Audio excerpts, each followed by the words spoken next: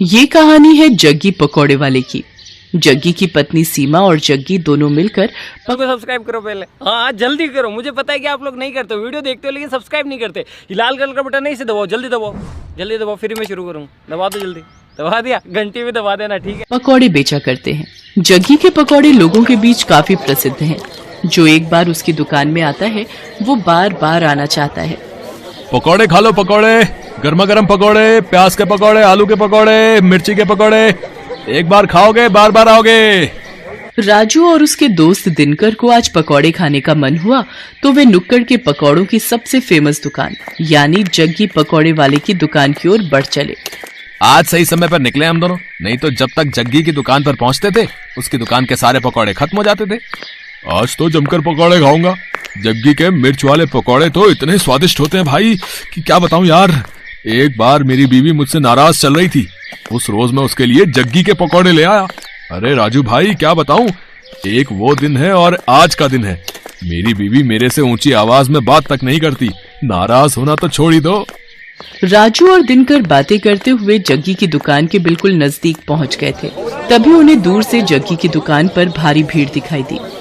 अरे दिनकर भाई, कहीं आज भी हम लोग लेट तो नहीं हो गए? देख रहे हो जग्गी की दुकान के बाहर लोगों की भीड़।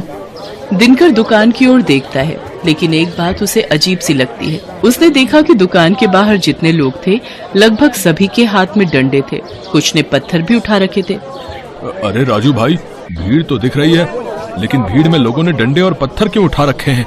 कहीं कोई गड़बड़ है क्या? उन्हें कुछ समझ आता उससे पहले लोगों के जोर जोर से चिल्लाने की आवाज आने लगी और सभी गुस्से में कह रहे थे, मारो मारो मारो इसे, छोड़ना नहीं है, मार इसको, मार है, मार। उसके बाद दिनकर और राजू ने देखा कि वहाँ खड़ी भीड़ जग्गी को दुकान से खींचकर बाहर निकाल रही है। बाहर निकल, बाहर निकल, निकल। आज हम तुम्हें तुम्हारी हरकतों की वो सजा देंगे कि तू जिंदगी भर याद रखेगा। ये कहकर भीड़ में खड़े एक आदमी ने डंडे का जोर का प्रहार जग्गी पर किया। जग्गी दर्द से कराहने लगा। उसके बाद तो कई लोग डंडे से उसे मारने लगे। उसके सिर से खून निकलने लगा। वो लोगों के आगे हाथ जोड़कर माफी मांगने लगा। छोड़ दीजिए मुझे। तुम्हें छोड़ दूं? हैं? तुम्हारे जैसे बेशर्म पकौड़े वाले को छोड़ना मतलब तुम्हें गलत काम करने की छूट देना। ये कहकर भीड़ में से ही एक आदमी ने अपने हाथ में लिया पत्थर उठाया और उसकी ओर तान दिया। ये देखकर जग्गी दुकान से निकलकर तेजी से भागने लगा। ये लोग तो मेरी जान ही ले लेंगे, मुझे किसी भी तरह यहाँ से निकलना होगा। जग्गी आगे आगे भाग रहा था और गुस्साई भीड़ उसके पीछे। राजू और दिनकर को अभी भी समझ नहीं आ रहा था कि आखिर ऐसा क्या हो गया कि लोग जग्गी के पीछे पड़े हैं। लोग उसे बेशर्म पकौड़े वाला क्यों कह रहे हैं? लोगों के इस तरह जग्गी पर भड़कने का कारण समझने के लिए कुछ समय पीछे जाना पड़ेगा। 410, 430, 490, 500, आज की कमाई 500। अगर इसी तरह कमाई होती रही तो तेरे लिए चांदी की पायल बनवा दूंगा। अजी मुझे पायल वायल नहीं चाहिए। क्यों, क्या हुआ? हमेशा तो गहने की रट लगाए रहती है। हाँ गहने मुझे चाहिए लेकिन ईमानदारी के पैसे से। अरे तो मैं कौन सा स्मगलिंग कर रहा हूँ, ईमानदारी से ही तो पैसे कमा रहा हूँ।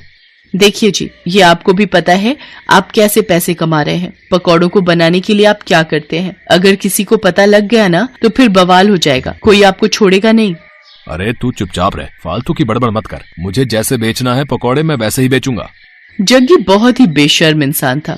वो पकौड़े तो बेचता था लेकिन बहुत ही गंदे तरीके से। वो पकौड़े के गोलों को पहले अपने गंदे बगल के तले दबाता और फिर पकौड़ियां तलता। उसे ये सब करने में बहुत मजा आता था।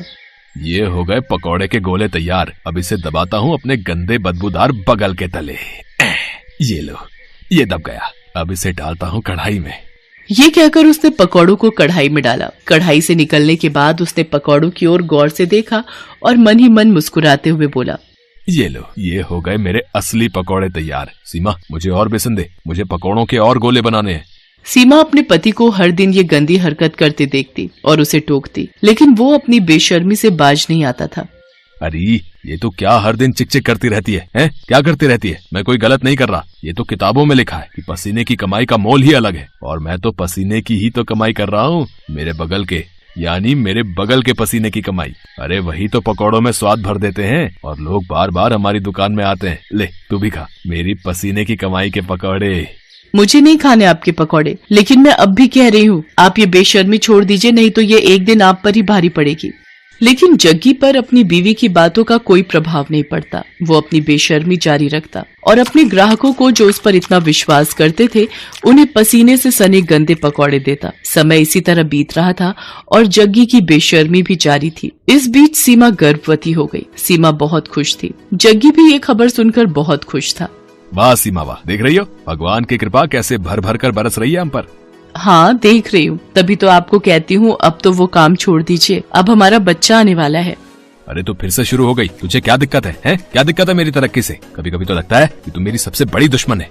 एक बार फिर से जग्गी ने अपनी पत्नी सीमा को चुप करा दिया और अपनी बेशर्मी में लगा रहा। लेकिन वो कहते हैं ना कि गलत काम कितनी भी चतुराई से आप करें, एक न एक दिन आपका भेद खुल जाता है और फिर उसके बाद आपको उन सारे पुराने गुनाहों का भी हिसाब देना होता है जो आपने किया होता है। एक दिन की बात है, जग्गी पकौड़े बनाने के लिए पकौड़ों के गोलों को अपने बगल के नीचे दबा रहा था और धीरे धीरे कढ़ाई में डाल रहा था। तभी दूर खड़े एक आदमी की नजर उसकी इस हरकत पर गई।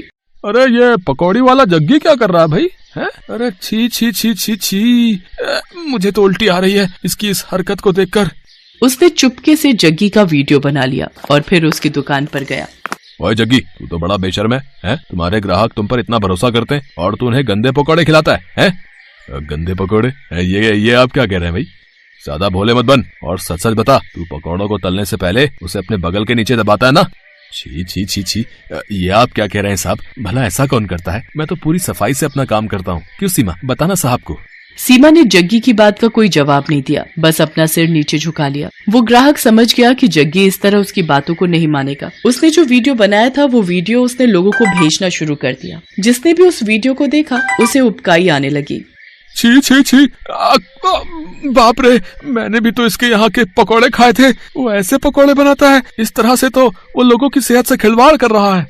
वो वीडियो 1 से 10, 10 से 100 और 100 से फिर लाखों लोगों तक पहुंचकर वायरल हो गया। उस वीडियो को देखकर सभी को बहुत गुस्सा आया और गुस्से में वे सभी जग्गी की दुकान पर डंडे और ईंट पत्थर लेकर पहुंच गए।